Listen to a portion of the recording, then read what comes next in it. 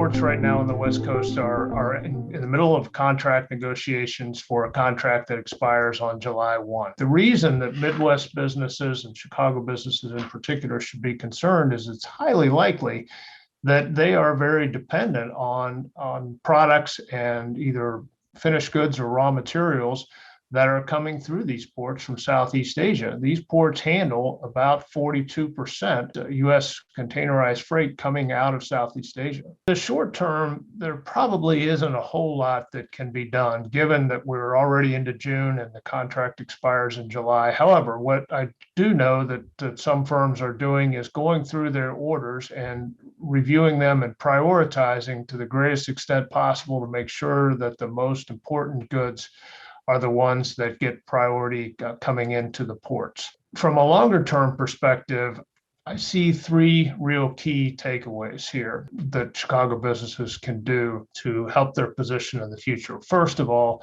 resiliency in your supply chains is absolutely king and queen and the most important thing that really you can do right now. Look for ways that you can make your supply chains more resilient through sourcing both locations and in routes into the country. Changing sourcing is never fast or easy, and there's many factors to consider, but we have simply got to find a way to reduce our exposure to geographies that either now or in the future may be unfriendly to the US, and the investment that we make in that is going to pay dividends in the future.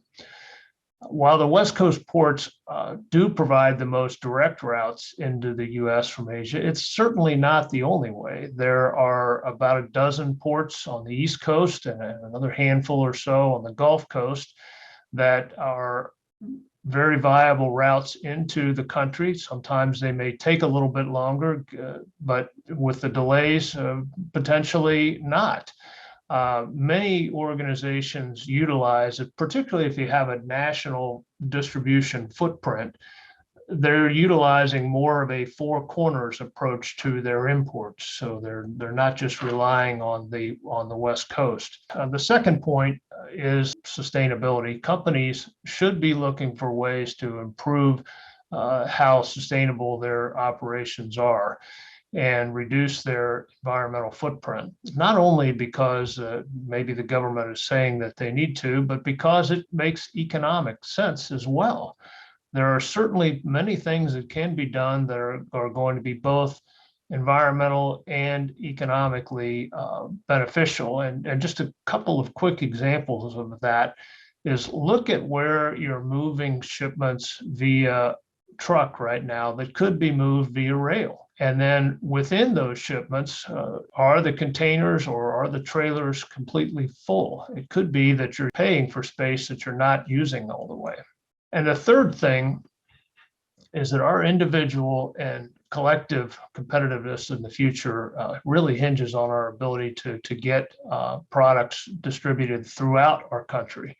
And that requires infrastructure. And these ports are certainly a key part of that, but the roads and bridges and so forth that connect to those are so important to getting the product to the final destination. And we need to work both individually as companies and through our industry groups to help educate our elected officials about the issues and encourage their support for continued investment in that infrastructure. One infrastructure project that we've been paying attention to is the Long Beach Freeway expansion.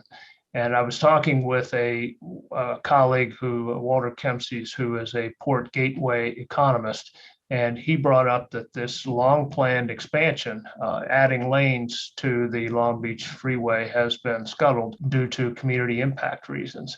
And this is really unfortunate because it isn't going to matter how productive our ports are if we can't get the containers out of the ports and into the heart of the country where our customers and consumers are.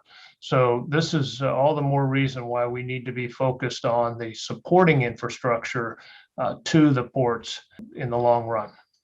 I know that the Chicago businesses have had many, many challenges over these last 2 years, and I wish I could tell you that it was going to get better soon. I think we're going to continue to see all sorts of challenges.